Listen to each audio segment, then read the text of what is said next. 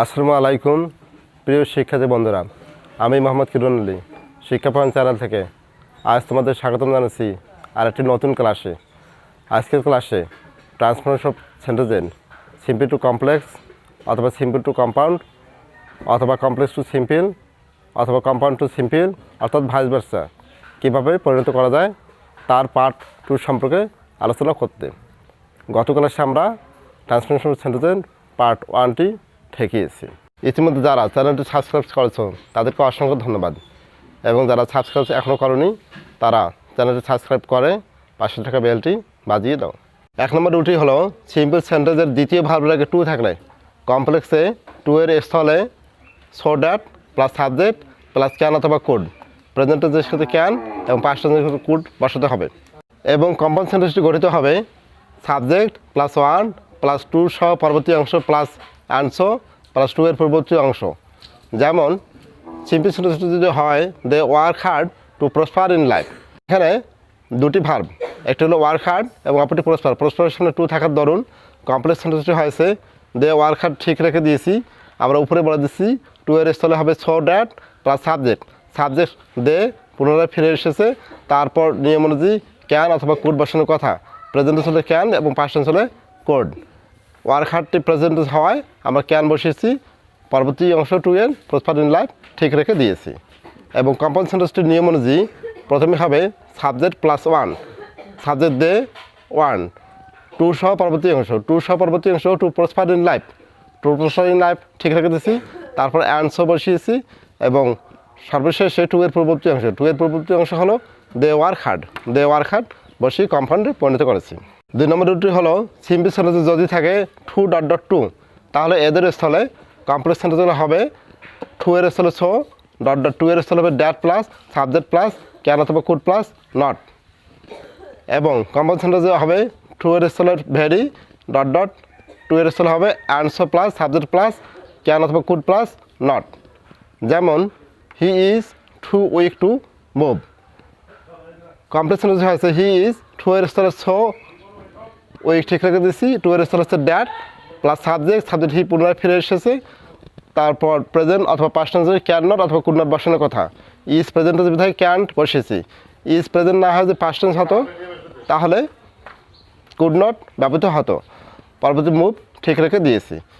Compound সেন্টেন্সে পরিণত হয়েছে হি ইজ টু এর স্থলে ভেরি উইক ঠিক রেখেছি, টু এর স্থলে অ্যান্ডসো, অ্যান্ডসো নিয়ম অনুযায়ী বলেছি, তারপর সাবজেক্ট হি পুনরায় ফিরে এসেছে, তারপরে ক্যান নট অথবা কুড নট বসানোর কথা, ইজ প্রেজেন্ট হয় ক্যান নট হয়েছে, মুভ ঠেকে রেখে দিয়েছি। 3 নম্বর রুলটি হলো সিম্পল সেন্টেন্সের শুরুতে বা শেষে অ্যাডজেক্টিভ প্লাস এলওয়াই যুক্ত অ্যাডভার্ব থাকলে কমপ্লেক্সটি হবে ইট প্লাস ইজ অথবা was plus adjective plus that plus বাকি অংশ।